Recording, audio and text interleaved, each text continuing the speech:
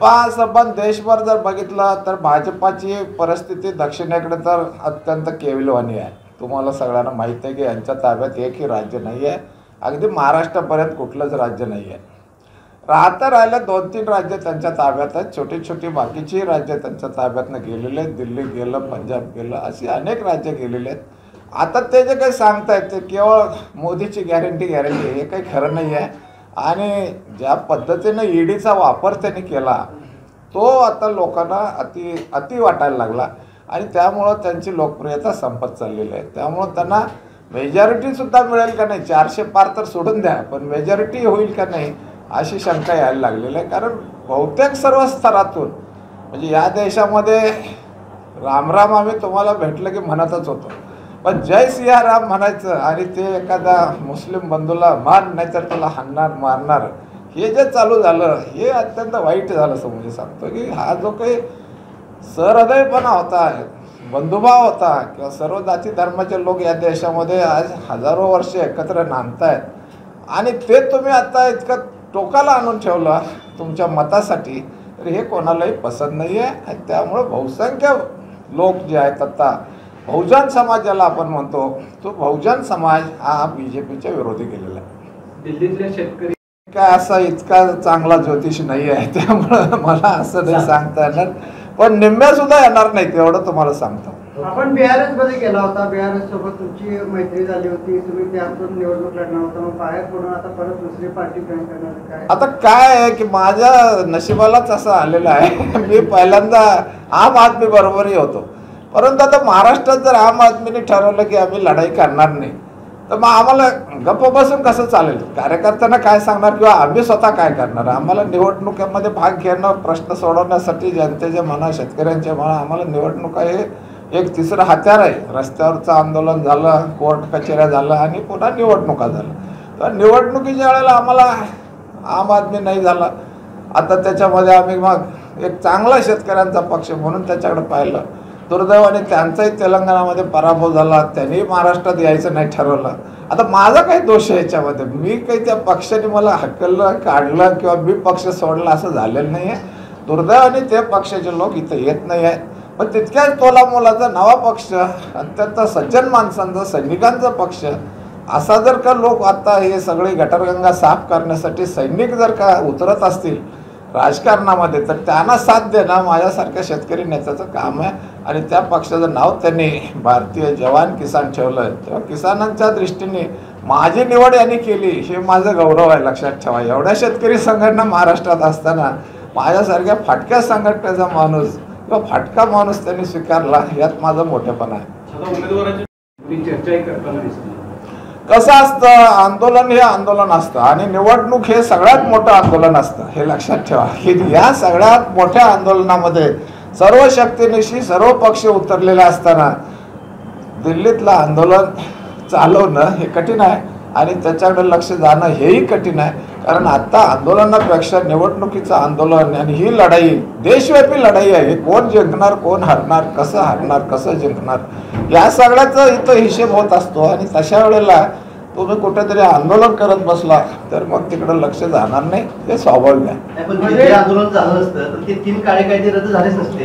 हो, पण त्यावेळेला निवडणूक नव्हती ना, म्हणून आंदोलन यशस्वी झालं। आंदोलनाला मी नाव नाही ठेवत, यांचा प्रश्न वेगळा होता की आज जे आंदोलन आत्ता चाललंय ते आत्ता चाललेल्या आंदोलनाला किनार येणार नाही, कारण धार येणार ती निवडणुकीला येणार। आणि ते जे 3 कायद्याचं झालं आंदोलन ते वर्ष झालं तर, आणि पुढच्या निवडणुका बघूनच मोदींनी माघार घेतली, ते आंदोलन यशस्वी झालं, त्याच्याबद्दल मला काहीच म्हणायचं नाही।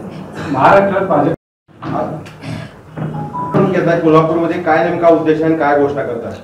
आज आम्ही येणाऱ्या आगामी ज्या लोकसभेच्या निवडणुका आहेत 2024च्या, या निवडणुकांच्या संदर्भात उमेदवार उभे करण्याचं ठरवलेलं आहे।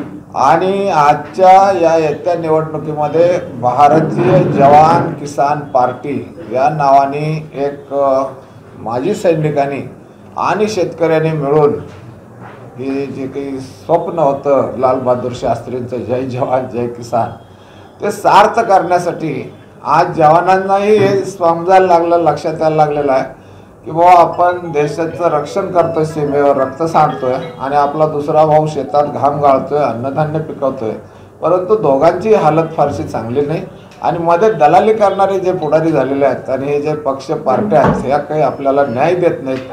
म्हणून आम्ही भारतीय जवान किसान पार्टी उभी केलेली आहे आणि त्याच्यात माझ्या सहकारी, माझ्या बाजूला बसलेले आमचे सहकारी हे कोल्हापूर लोकसभा मतदारसंघातून उभे आहेत आणि मी स्वतः या हातकणंगले लोकसभा मतदारसंघातून उभा आहे. तेव्हा आमचं चिन्ह जे आहे ते आता निवडणूक आयोगाने दिलेलं आहे गिफ्ट बॉक्स आणि हे चांगलं जीवन, चांगलं आयुष्यमान हे देण्यासाठी हे आमचं बक्षीस जनतेला आहे. त्यांनी आम्हाला निवडून द्यावं यासाठी आजची आपण प्रेस कॉन्फरन्स घेतलेली आहे. हातकणंगलेमध्ये खरं तर संघटनेच्या माध्यमातून तुमचं काम येतं, मात्र तुम्ही विधानसभा आणि लोकसभा आल्यानंतरच तुमची एक प्रेस कॉन्फरन्स होते, त्यानंतर कुठलंही काम दिसत नाही. इथं जिल्हाध्यक्ष सोडला तर रघुनाथ दादा म्हणून कुठेही दिसत नाहीत. लोकांनी का तुमच्यावर विश्वास ठेवावा? नाही, आता दिसत नाही असं नाही आहे. वन्यप्राणी संरक्षण कायद्याच्या विरोधामध्ये माझ्या इतकं कोणीच आंदोलनं केली नाहीत. गोवंश हत्याबंदीच्या विरोधासाठी माझ्या इतके कोणीच काम केलेलं नाही. शेतीमालाच्या भावासाठी रस्त्यावर फक्त ऊसाच्या आंदोलन, ऊसाचा कारखाने सुरू होताना करणं म्हणजे आंदोलन नाही आहे.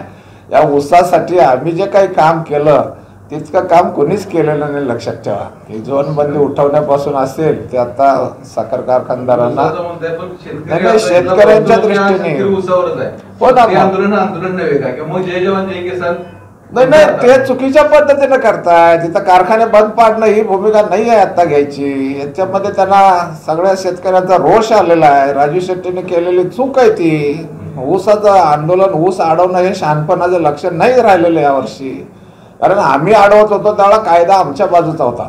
आता हे अडवत होते त्यावेळा गयावया करत होते. 50 तर द्या, 10 तर द्या, 20 तर द्या. ही काही पद्धत नाही आंदोलनाची, लक्षात ठेवा. कारण कायदाच तुमच्या बाजूचा नाही आता. हे खासदार असतानाच कायदा SMP चा गेला आणि FRP चा आला, त्यामुळे शेतकऱ्यांचं वाटोळं झालेलं आहे. त्यांनी आता जे केलेलं आंदोलन ते यशस्वी झालं असं तुम्हाला वाटतं का?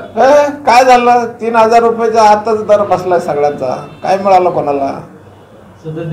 गेले 14 वर्ष राजू शेट्टी खासदार झाल्यापासून 9-10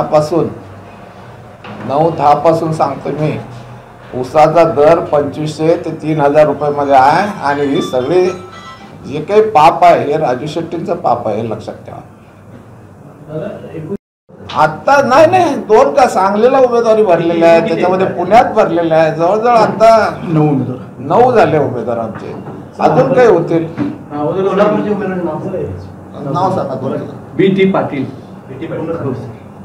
सर एक मिनिट आम्ही तुझं काढतो, म्हणजे तुमचे रेग्युलर प्रेस विद्यमान खासदार आहेत, वंचितनं सुद्धा जागा दिलेली आहे, कशी असेल लढत? याच्यामध्ये एक कसं आहे की आत्ताचे विद्यमान खासदार मानेसाहेब हे एकनाथ शिंदे आणि भाजपा यांच्या बाजूने उभे आहेत. दुसरं आहे तर हे 3-4 पक्षाची जी आघाडी होती, या आघाडीमध्ये खरं म्हणजे आता यांचा चेहरा उघड झालेला आहे की तुम्ही मोदी हटावसाठी तुम्ही एकत्र आले आणि तिकीट नाही मिळत म्हटल्याबरोबर सगळेजण आपल्या आपलं चिन्ह घेऊन घोडा दामटायला सुरुवात केली. राजू शेट्टी सुद्धा मला तुमचं तिकीट माझ्या पाठिंबा द्या म्हणून त्यांच्या पायऱ्या झिजवल्या आणि मिळत नाही म्हटलं आता अकेला चलो वगैरे चालू झालं. तसंच वंचितचंही झालेलं आहे आणि तसंच शरद पवारांचंही झालेलं आहे. कारण निम्मे अर्धी माणसं यांची भाजपमध्ये आहेतच ऑलरेडी. तेव्हा या तिघांच्यावरही आता विश्वास ठेवण्यात काही अर्थ नाही आहे. हे भाजपचे खरे विरोधक नाहीच आहेत. आता फक्त भाजपाला खरा विरोध करते ते आमची भारतीय जवान किसान पार्टी करते, आम्ही करतो आहोत आणि म्हणून आम्ही निवडणूक लढवतो. दादा तुम्ही आता